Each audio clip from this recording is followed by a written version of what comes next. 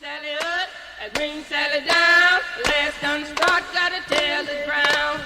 Green Sally up, green Sally down. Last done start, gotta tell the ground. Green Sally up, green Sally down. Last done start, gotta tell the ground. Green Sally up, green Sally down. Last done start, gotta tell the ground. Green Sally up, green Sally down. Last done start, gotta tell the ground. Green Sally up. Am I sweating? Oh, no reason. Yeah, I was just working on the car the other day, and oh, nothing to see there, nothing to see there. But anyway, so there I was working on the car, and well, there you go. She's out again. Time for upgrades. Look out! We're at a 116 and a 111 lobe separation angle. Kind of hard to tell. But this one here has a 591 and 662 lift. Base circle is 490 thousandths and 415 thousandths on the base circle. Alright. Playing this timing chain. 2,000 miles on it. Look at that. What the hell? LS7 double roller timing chain. The wet sump is actually an LS3 style timing chain, and you want to make sure that because this is at a certain distance. Now you have 125 thousandths shims behind the pump on both sides, and that brings everything out, which means you have to clearance the cover. Take all this out on the mill, grind that out, grind that out, and grind that out. Now it fits. And then we can get our feeler gauges in here before we tighten up the pump.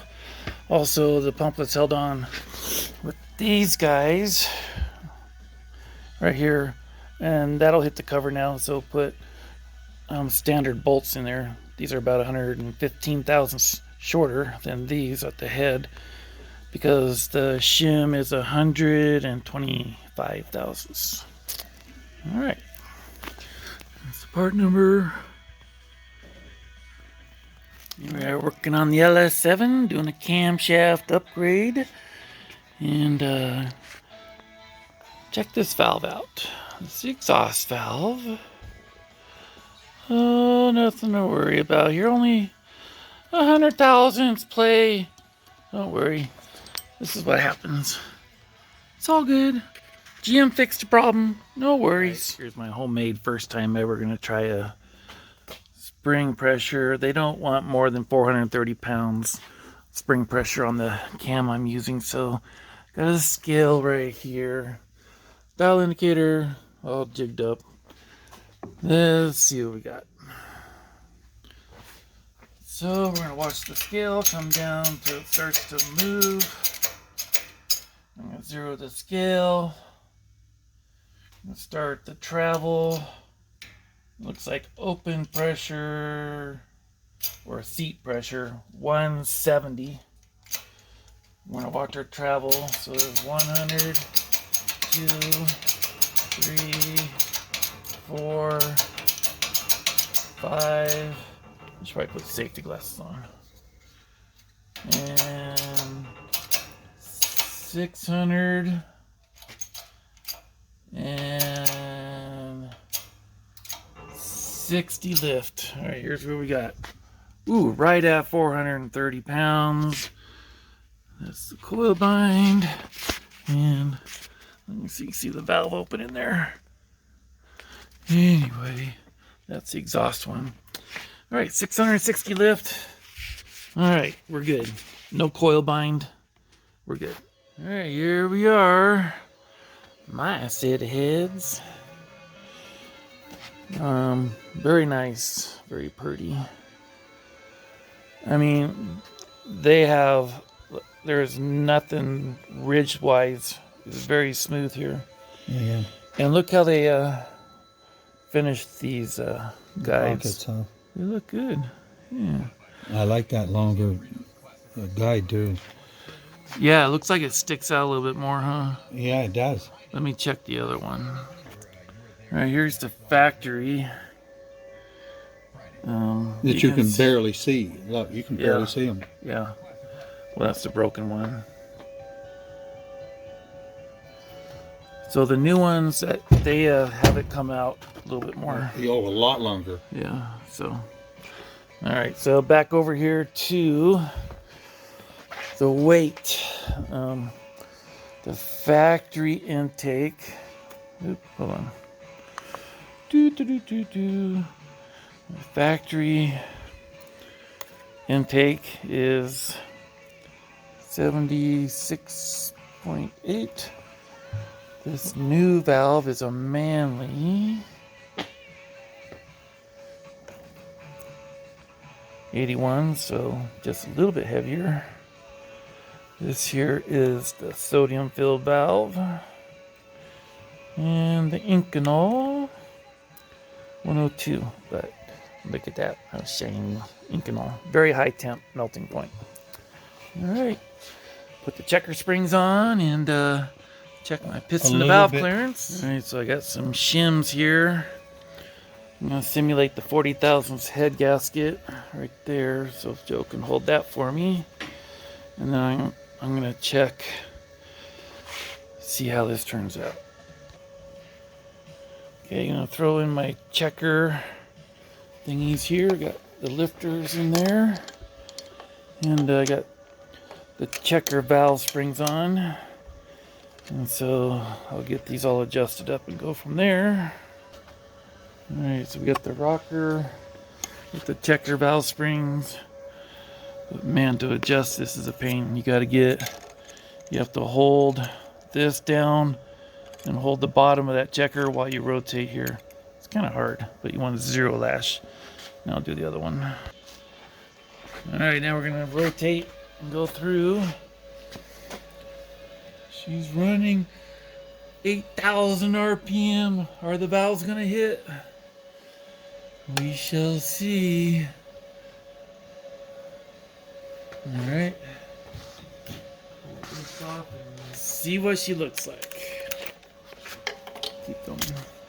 Got to point it. Look through here and see what you see. You're just looking at a drill. You're back up.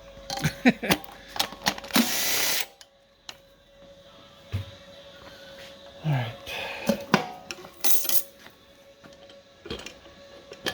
Okay.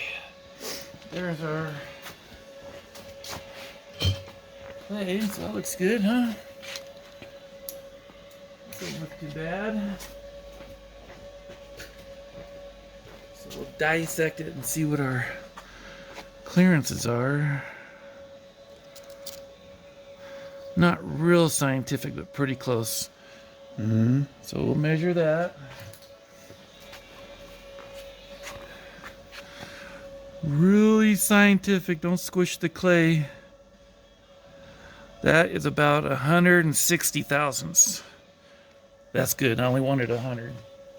I mean, minimum of 100. But that'll work. Now let's see what this guy looks like. Don't scratch the pistons. And this one, on the intake, we got a little bit more. We have about, you can eyeball this within a few thousandths, so if I'm off by 5 thousandths, it's okay. We got 200 thousandths.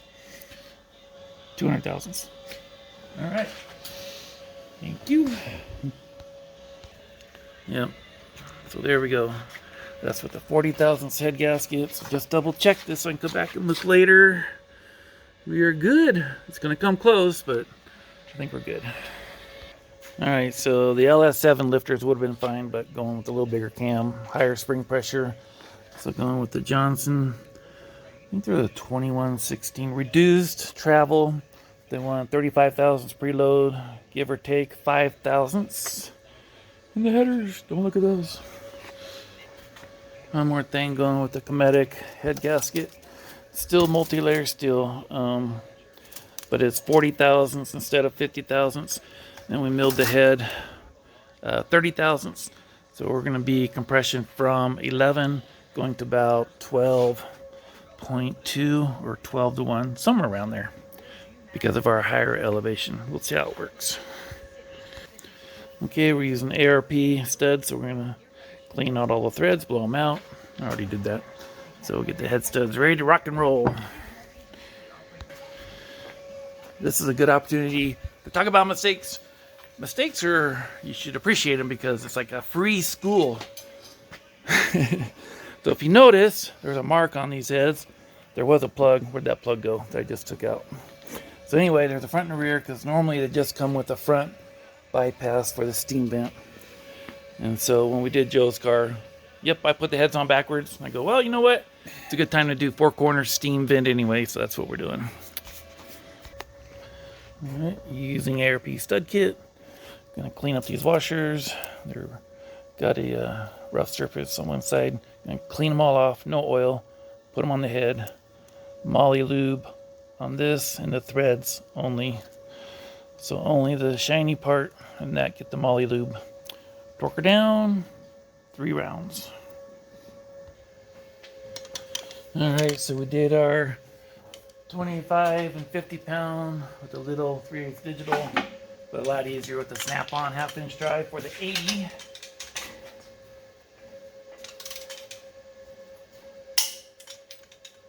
Just going around in the pattern they recommend. Do that a couple times. There you go. All right, I put these checker push rods in here. Made very careful, sure that they're on the base circle of the cam, and adjusted these out to 0. Now I'm going to measure them, and then I'm going to add 35 thousandths. I'm using the Johnson limited travel rockers. These guys, so the stock LS lifter travel was 200,000. They wanted you to put it in the middle there, but these guys only want 35,000 plus or minus 5. All right, here's the math I got. I'm going to do all 4 corners and average it out. I'm going to order some 1-piece 3/8 push rod. All right, got the harmonic put on with that tool. And I leave the cover loose until I put this on, because that'll center the seal. And then 230 foot-pounds on this $50 stupid bolt, because the one they use is cheap ass shit that you only use one time and throw in the trash. Alright, here's my interpretation of a 4-corner steam vent utilizing the Earl's fittings. This has a 2-outlet, single outlet, come up over the top, tie into another double, and then a single. This is a street T, so it's got female, male, and male. And then this will come out to the radiator. And then pay no attention to these ports or the titanium valves or the Inconel valves. Pay no attention to that. Or that. So that's what it looks like with the fast intake. Coming around the back here. Had the clearance just a little bit right here. But plenty of room back there. And then the one side here, the clearance here is fine. I did try to come this way, but there's not enough room, so it came out the front. These are all flexible. And 4 fittings everywhere.